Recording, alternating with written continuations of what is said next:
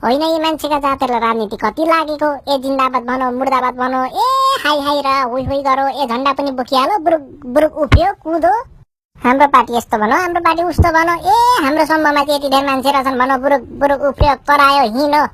ए नारा र जुलुस लाउने भनेपछि त घरको काम साम पस्केको भातै छोडेर आउँछन् मान्छे बुरुकै उफ्रेर। अनि यसो ल है गाउँमा श्रमदान गर्नु पर्यो, बाटो कुलो बनाउनु पर्यो, स्कुल बनाउनु पर्यो भनेर यसो श्रमको लागि 2-4 दिन बोलायो भने मान्छे त पिटिके छिरिके निक्ले था हो, घरबाट छिरिके निक्लिँदैन मान्छे। अनि ल है आज जुलुस छ है भन्नुपर्छ, ए मान्छे त संसार छोडेर आइपुग्छ जुलुसमा झन्डा बोक्न उफ्रिन कुर्लिन। अनि भुत्राको देश विकास हुन्छ त? खोइ ती ठुल्ठुला देशमा त्यसरी राजनीति नगर्दा हुन्छ त? यी कहाँ पुगिसके, चन्द्रमा पुगिसके, बस्ती बसिसके, ए कत्रो कत्रो प्रगति गरिसके, आफ्नो देशमा चाहिँ पार्टी बनेको छ, पार्टी बनेको ए उफ्रेको छ, कुर्लेको छ, ए समाज बिगारेको छ। जनता आफै सचेत हुनुपर्छ बाबै, जनता आफै सचेत हुनुपर्छ। जनता सचेत नभइकन केही नापिनेवाला छैन मेरो देशमा।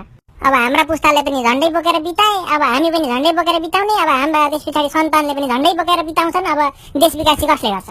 त्यो हजारौं लाखौं गएर मेरो पार्टी र उसको पार्टी त्यस्तो डिस्काउनु त्यस्तो फलानु त्यस्तो भन्दै कुर्लिनु भन्दा गाउँमा बाटो खन्नु नि। सबैजनाले बाटो खन्दाखेरि कति गाउँमा खेतमा बाटो पुग्छ, कुलो बनिन्छ। त्यत्रोजनाले कुलो खनिएर त कति कुलो बनिँदो रहेछ, स्कुल बनाउँदा कति स्कुल बनिँदो रहेछ। एक दिन श्रमदान गरेर त त्यसरी कुर्लिनु भन्दा मिलेर गरौँ भन्दा छैन, पटक्कै छैन। अनि उताबाट आएको अलिअलि पैसा हुन्छ त्यो छापछाप चुच्चु पारो मिलो भित्र गएर खायो पचायो, त्यस पछाडि विकासको नाममा माखो नमारो, अनि राजनीति भनौँ कुदो उफ्रियो, अनि जिन्दगी त्यतिकै सक्यो। अब मान्छेले अब पनि पार्टी भनेर गाउँ देश विकास हुँदैन साथी हो। पार्टीले केही पनि नाप्दैन। अब नाप्ने भने आफैले हो, आफैले गर्ने हो, आफैले श्रमदान गर्ने हो, आफैले कुटो कुदालो चलाउने हो, आफैले चाहिँ मेहनत गरेर चाहिँ गाउँ बनाउनु पर्छ।